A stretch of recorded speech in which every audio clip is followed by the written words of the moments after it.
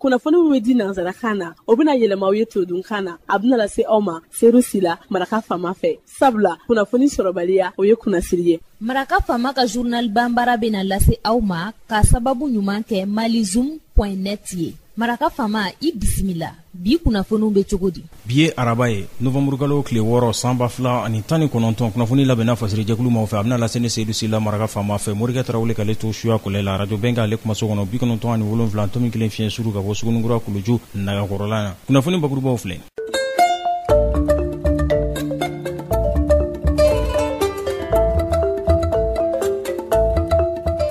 Ministri min n'a ɲɛsinbɛ wolomasiri tabaw ka ko ma Faransi jamana o tɔgɔra Florence Parly ale ye taama kɛ Sahara jamana olu kɔnɔna na waati furancɛ tɛmɛlen in na.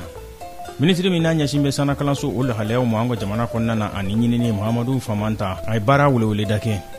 Ministri min n'ale ɲɛsinbɛ kɛnɛya ko ma ani hadamadenya lahalayaw a ye ladɔnniyali waleya dungɔrɔ la kɔngɔ olu ye nin ye minnu bɛna walawala aw ye sadani na aw ni cɛ maraka fama ka journal bamara lamɛnli la.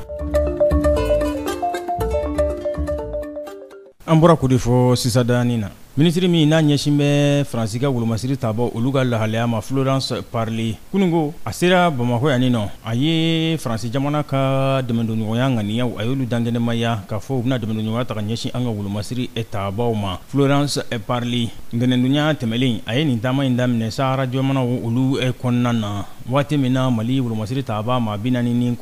o bɔnɛna a nin na jumadonya sibiridon Faransi wolomasiri taaba ma kelen o bɔnɛna a nin na a y'i danɔ tigɛ dɔnkibaru ɲininaw olu ɲɛkɔrɔ ani jamana ɲɛma Ibrahim Boubacar Keita u ka ɲɔgɔn ye o kɔfɛ a y'a jira k'a fɔ ko lakanako ko an carinen bɛ kosɛbɛ Sahara kungo olu kɔnɔna na. A ko Faransi kɔni bɛ dɛmɛ de ta sanga ni waati ka ɲɛsin a jamana ninnu ma kɛrɛnkɛrɛnnenya Mali ko yaasa basigi bɛ se ka na cogo min na. A ko gɛlɛyara kosɛbɛ dɛ k'a sababu kɛ nin bɔta o cayara. Florence Parly a ko jamanadenw bɛ wuli ka jɔ min na dunan wolomasiri taabaw nɔ kan ko Faransi jamana u ka wolomasiri taabaw nɔ kan k'olu k'u ka jamana to u ye ko jiginna tɛ jamanadenw na dɛ ko ni ko kɔni sera nin yɔrɔ la ko wajibi de don u k'u yɛrɛ ɲininka lakana baaraw bɛ ka kɛ cogo min na u ka jamana kɔnɔna na nka a ko mugujugu cila jatigɛwale kɛbɔ n'o ye terroriste ye olu kɛlɛli ko kɛlɛ kuntala jan de don dɛ ko f'an k'an kwa don ɲɔgɔn na de k'an fangaw don ɲɔgɔn na yaasa an bɛ se k'u kɛlɛ cogo min na ka dankari u ka nin waleya cɛjugu ninnu na.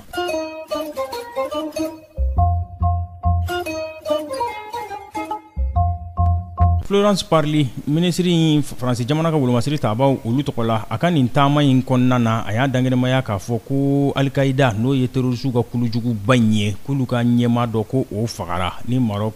jamanaden don n'u k'a ma ko Abu Abderrahman al-Maghrebi yalima ko dɔw yɛrɛ ko a ma ko Ali Maïchou ko ale de kɔni tun ye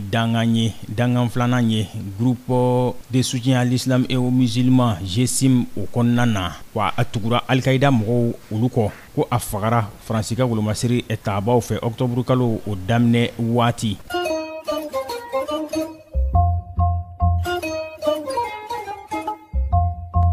Ministri min n'a ɲɛsin bɛ sanna kalanso o lahalayaw ma ani ɲinini Mahamadu Famanta a ye weleweleda kɛ ntɛnɛndonya tɛmɛlen a bɛ kulu kofɔ kulu min n'olu ye ɲɛdamakɛlaw ye baarabolo kɔnɔna na mun ɲɛsin bɛ sanna kalan o sanna yɛlɛli ma a ko ninnu ka wulikajɔ ko dɔwɛrɛ tɛ jaabi ɲumanw olu bɛ se ka sɔrɔ baarabolo kɔnɔna na cogo min na minnu bɛ sɛbɛnw gafoli ɲɔgɔn kan ani k'u dangɛnɛmaya yaasa sanna kalanso ani ɲinini a bɛ se ka kɛ sɛbɛnko ye cogo min na a ko o de kosɔn sa kulu in a ye taamali kɛ ka ɲɛdama kɛ direction générale de l'enseignement supérieur ani agence malienne de l'assurance qualité ka taa ɲɛdama kɛ olu ka lahalayaw la.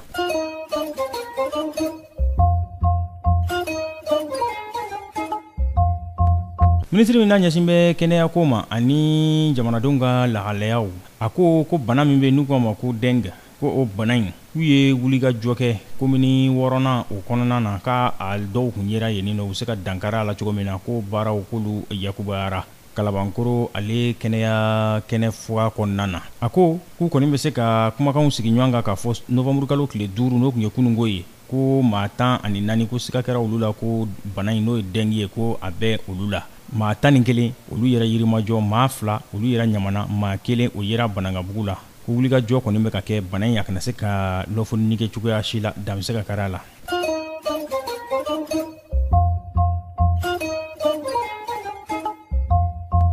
An bɛ bita kuncɛ ni lamɛrikɛn jamana kunnafoni ye sɛgɛsɛgɛliw olu de bɛ senna yaasa Donald Trump da bɛ se ka kari ale ka fangatigiya la cogo min na lamɛrikɛn jamana o kɔnɔna na. Weleli de bɛ ka kɛ ka ɲiningaliw kɛ o ɲiningali ninnu olu na kɛ seereya ye yaasa ko Ukraine jamana o ka lahalayaw kan ani lamɛrikɛn jamana ni ɲɔgɔn cɛ ko olu bɛ se ka ɲɛdɔn cogo min na. O de kosɔn sa lamɛrikɛn jamana ka lasigiden min tun bɛ Union Européenne kɔnɔna na ale tɛmɛra commission maaw ɲɛkɔrɔ ɲiningalikɛlaw u ye sɛgɛsɛgɛliw kɛ a y'a ka seereyaw a ye olu fɔ. Nka maa minnu bɛ yen n'olu bɛ Maison Blanche kanu na olu ko nin kɔni ye maaw de ye n'o ye démocrates ye k'olu de bɛ ka nin cɛjugu in kɛ olu kɔ la. Maison Blanche ko k'olu ka dɛmɛ kɔni bɛ Donald Trump ye dɛ ko a ka fanga dafiri ko ɲɛ tɛna sɔrɔ a la nka i ka dɔn k'a fɔ wulikajɔ kɔni bɛ sen na. Ni na dan sigi bi la selu la min labɛn n'a fasɛri jɛkulu maaw fɛ ka lasa balimakɛ Seydou Sila Maraka fama fɛ Morikɛ Tarawele k'ale to suya kɔlɛla ɲɛlama ka jɔnya jɔna sina na ɲɔgɔn sɔrɔ ka kunnafoni kɔrɔ k'olu lase aw ma n'a b'a fɛ ka segin Maraka fama ka journal Bamara la mɛ a bɛ taa malizoom.net ale sanfɛ www.malizoom.net Maraka fama ka journal Bamara ka kunnafoni jatara ka laselibaw an n'a bɛɛ lajɛlen ye